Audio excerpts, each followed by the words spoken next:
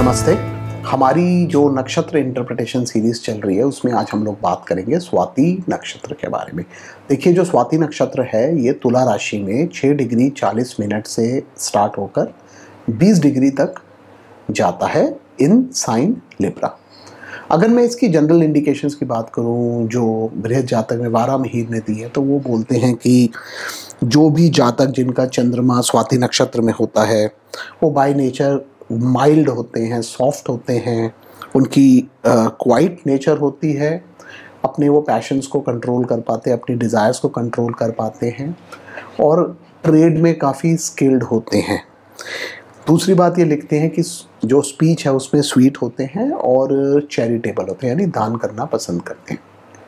अगर मैं इस नक्षत्र की बात करूं तो देखिए, इस नक्षत्र का जो सिंबल है, जो वाइडली एक्सेप्टेड सिंबल है, वो है स्प्राउट। यानी जब भी आप किसी बीज को मिट्टी में डालते हैं, वो जब पौधा ग्रो करता है तो जो बिल्कुल छोटा सा नया पौधा आता है, बिल्कुल सैम्पलिंग सा जो होता है, वो इसका सिंबल है। और एक तेज़ हवा चल रही है जिसमें वो स्वे कर रहा है, इधर उधर मूव कर रहा है। इस तरह से इसकी सिंबोलॉजी है इस नक्षत्र की। इसका जो देवता है नक्षत्र का, वो वायु है। वायु है इस देवता है वो इस नक्षत्र को रिप्रेजेंट करते हैं। और जो प्लैनेट है वो राहु इसके साथ एसोसिएट किया गया है।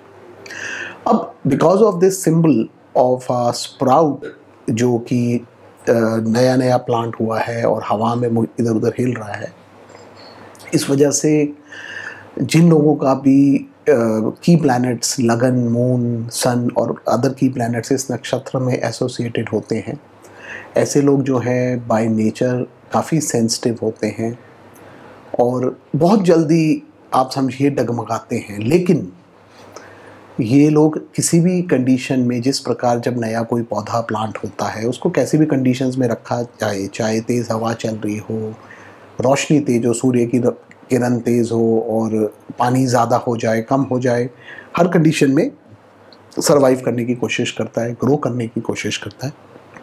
उसी प्रकार ऐसे लोग जो भी स्वाति नक्षत्र में पैदा होते हैं, वो आपको देखने में बाय नेचर काफ़ी डेलिकेट लगेंगे, सॉफ्ट लगेंगे, लेकिन वो किसी भी कंडीशन में एडजस्ट होके वहाँ पे ग्रो करने की कोशिश करते हैं। आप उनको किसी भी एनवायरनमेंट में डाल दीजिए, किसी भी ट्रेड में डाल दीजिए, वो वहाँ पे सरवाइव कर लेंगे और उसमें रहकर ग्रो करेंगे। That is the basic characteristic of this नक्षत्र जो हम लोगों ने इन प्रैक्टिस देखा है। दूसरी चीज़, इनकी लाइफ में इंस्टेबिलिटी ज़रूर रहती है because of the wind element. जब वायु तत्व यहाँ पे है इस नक्षत्र में, वायु इसके देवता हैं, इस वजह से इन लोगों की लाइफ में एक तरह से आप समझिए इंस्टेबिलिटी रहती है बिकॉज ऑफ वायु तत्व। और बहुत बार ये लाइफ में प्रोफेशन चेंज करते हैं या एक जगह टिकते नहीं हैं। इसी वजह से ये लोग मार्केटिंग के प्रोफेशन, सेल्स के प्रोफेशन में काफ़ी अच्छे रहते हैं, जिसमें इनको मूवमेंट करनी पड़े बिकॉज ये एक जगह टिक के बैठ के काम करना नहीं पसंद करते एंड इधर उधर मूवमेंट इनकी लाइफ में थोड़ी रहती है। सेंसिटिव, जैसे मैंने आप लोगों को बताया ही है, ये बाय नेचर होते हैं। वायु का कनेक्शन होने से जिन लोगों भी की प्लैनेट्स इस नक्षत्र में रहेंगे, उनका जो वात होता है, जो हमारे बॉडी में वात, पित्त और कफ है, तो जो वात एलिमेंट है वो थोड़ा सा डिस्टर्ब्ड रहता है।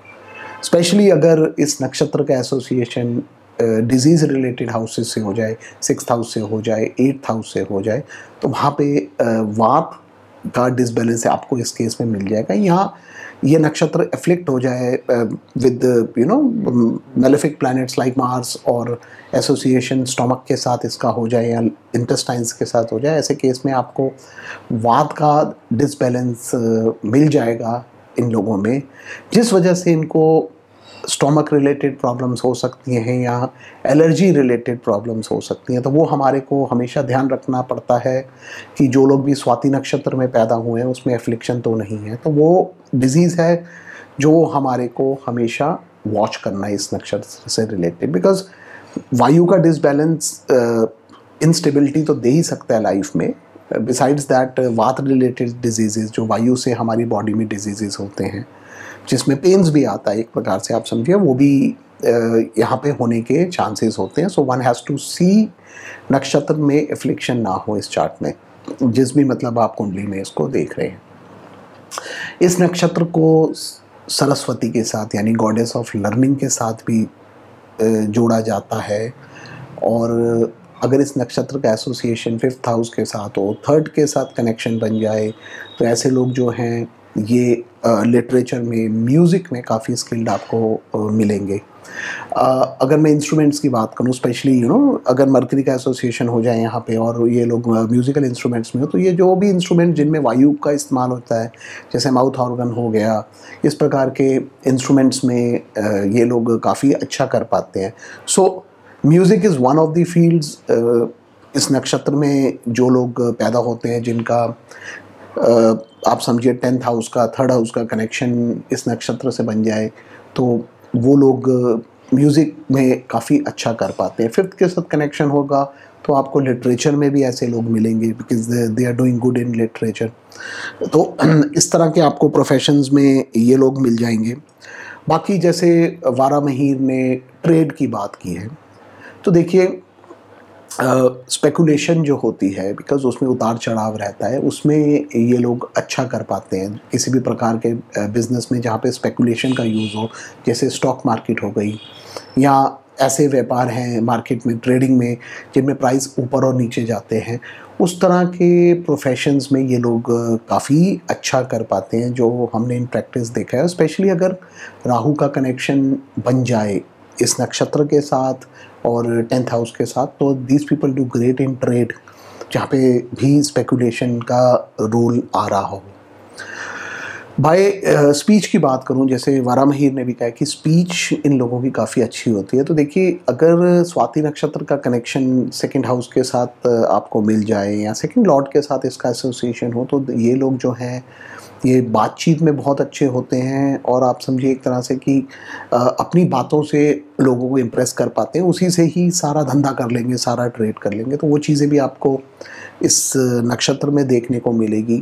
तो ओवरऑल चाहे ये नक्षत्र राहु के साथ एसोसिएटेड है, but overall it is a good नक्षत्र, काफ़ी इसको अच्छा माना गया है। दी ओनली प्रॉब्लम जो जैसे मैंने आप लोगों को बताई है, वो ये है इंस्टेबिलिटी की, थोड़ी सी जो आपको देखना पड़ेगा। अब जैसे फॉर एग्जांपल एक बहुत और बात निकल के आती है कि एक थ्योरी चलती है कि जो भी नक्षत्र जिस हाउस से एसोसिएटेड होता है, वहाँ से रिलेटेड रिजल्ट्स देता है। तो जैसे हम लोगों ने बताया कि 10th के साथ अगर स्वाति का कनेक्शन आ जाता है, and Rahu if it gets associated for example with 2nd house, और बिकॉज तुला राशि है यहाँ पे, तो शुक्र जो है नेचुरली अगर वो इस नक्षत्र में प्लेस्ड होगा तो वो भी काफ़ी अच्छा करेगा। तो अगर शुक्र राहु इनका 2nd हाउस के साथ कनेक्शन बन रहा है, तो ऐसे लोग जो हैं ये अपनी स्पीच के थ्रू काफ़ी अच्छा कमा पाते हैं। 5th के साथ कनेक्शन बन जाएगा तो they will do good in speculation, जैसे हम लोगों ने बात की स्टॉक मार्केट में। तो हम इस प्रकार से देखते हैं। अगर 6ठे घर में चला जाए फॉर एग्जांपल ये नक्षत्र, तो देखिए डिजीज़ के मामले में दे विल हैव प्रॉब्लम, फिर ठीक हो जाएंगी। इस तरह से उतार चढ़ाव रहेंगे। और कंपटीशन की बात करेंगे तो sometimes they like to compete in life, और समटाइम्स एकदम से आराम से बैठ जाएंगे। तो इस तरह की चीज़ रहती है। तो समझिए ये जो लोग हैं, they can be very strong at times and they can be very fragile at times.